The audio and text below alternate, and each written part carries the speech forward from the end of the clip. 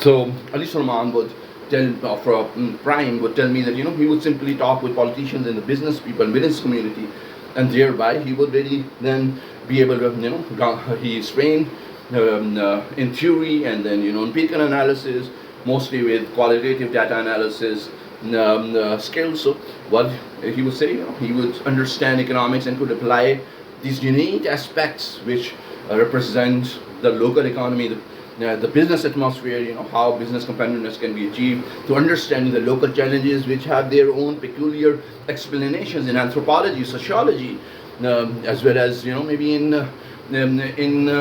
corporate strategies or political economy, whereby how institutions work together and then resolve information asymmetries, whereas the politician is representing the national government, while as well as there would be bureaucracy working together, and then there would be an entrepreneur who would have channeled significant financial resources while assisted through the bank to then take that risk to start a good business, a small and medium business or a large business, or where it would be represented through the entrepreneurial or business memory of a businessman, whereby he has an experience of running successful businesses and then finding new avenues to then diversify his portfolio and enter into new businesses, especially that represent technology firms or that would represent services sector. So these are basic understanding. So economists, there are Pakistan Mahbullah, Hafiz Pasha, Miftah Ismail, Ishrat Hussain, and even in Pakistan Institute of Development, there are so many great economists, and they could as well represent Finance Ministry, or they could represent Ministry of Industries and Development, or they can represent Planning Commission. But then, there is always a possibility to widen your horizon. To then say, economists are after all researchers and trained through aspects which really focus on their research capabilities and not really based on common sense. Sometimes, the common sense which are well achieved international banker would have, or a businessman would have. The Pakistan's top businessman, like for example Harun Akhtar, he's the top businessman of Pakistan. So he would, why would he be Minister to Industries and Production? Most probably he wanted to contribute and give back to Pakistan by then, achieving something, letting Pakistan achieve economic progress, significant economic and sustainable economic progress. And same is true Ahsan Iqbal.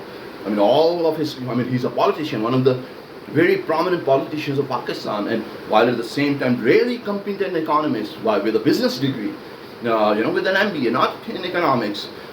Yes, Ahsan Iqbal is somebody where, even PhD spending so much time, I would still learn from Ahsan Iqbal. And what I would do is, as my skills would suggest, that, it is the same thing that maybe at the most, I would then, write some great policy briefs, policy papers, which will represent my understanding. These subtle understandings that, how economics and skills in economics needs to be translated effectively. And absolutely, there's this our great Vice Chancellor of ITU Lahore. He's a Cambridge graduate and he's an IC expert, but would really represent his surprise that why economic research is all about econometric models and secondary data analysis and representing maybe a lot of publication within even a year. That does not represent effective skills which might be useful in economic policy making, or which would help policymakers, whereas it is rather exploratory data analysis, simple English, and basic statistics, which might have a better value. And that kind of analysis you would find in research think tanks like Prime or Sustainable Development Policy Institute, and a great economist, Abid Suleri. SDPI represents a great team of economists, and same is true for PIDE, Pakistan Institute of Development Economics. So these are the limitations. But it took me quite a while from a purely academic orientation to then represent something which has where I can have a better understanding of how real world economics really works.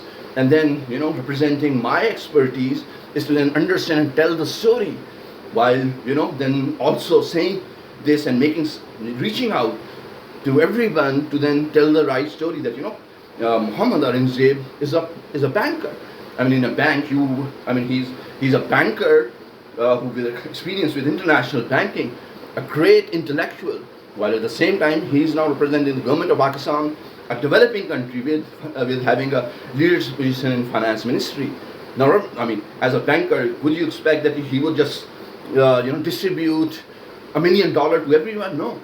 So it's a banker who is representing finance ministry, which is the incumbent government, and then representing developing countries. So the expectation, I mean, you need to understand this sort of difference, because yes, being a finance minister, the expectation would be, some tangible measures should be done to, alleviate poverty, and then, create business value for the business community, represented through, job creation. And, there's such a plethora, there's a large team of economists, and these ministries work together, Ministry of Finance, Planning Commission, and Ministry of Industries and Development. And so the expectations, so the one can naturally understand, but then, the work of the think tanks need to be followed through. I mean, I'm sure Prime and SDP and there's some other Pakistani think tanks might have already working on, the guidelines or the correct economic story which needs to be understood, that what macroeconomic stabilization really means, and what is the achievement of Pakistani politicians, Pakistani technocrats, Pakistani bureaucracy, and these ministry at ministerial level and at prime minister's level, and how governance of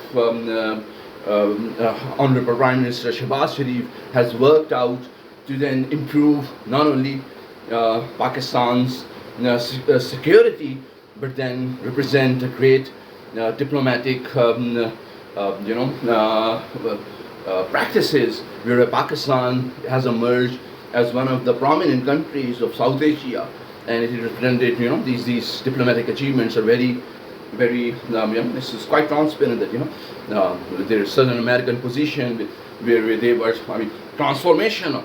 It's such an achievement that, our, this young politician, former foreign minister, Bilal Bhutto Zardari would then take a delegate to United States of America, and then, he would be in United Kingdom giving many public appearances, and then there would be a statement coming out that India and Pakistan are seen as equal stakeholders for State Department of United States of America and White House. This is fundamental difference, and then China. There are talks, trade talks happening between China and United States of America, and there's this rhetoric that China is representing through dictatorship, or Pakistan is representing through elite society, or they represent through not purely democratic institutional and governance strategies, has been revised, and now new diplomacy is being shaped up, and of course incumbent government gets great credit, while at the same time Pakistan Muslim League, Pakistan People's Party is to really, that credit goes to them. And while all institutional governance institutions, local governance institutions like Pakistani armed forces, Pakistani bureaucracy, and Pakistani businessmen has to be really appreciated, and hard work and resilience of Pakistani nation. So that's the story. So and what I'm saying is that critique is just a good critique, which is representing through media, media coverage. But then, just like Abid Suleri, most distinguished economist of Pakistan I know, and I have done a bit of work with him and with his think tank, would then say that we need to have a more objective view. Of course, it's good day to really with different angles, look at the budget with different angles and its limitations. But then, of course, we need to move towards solution making, where we need, policy, where think tanks could write policy briefs, policy papers, white papers, while at the same time guided through the opinions of the politician from the opposition, or from the business community, or from the Tajir Biradari, or from just the society, these NGOs and the development sector.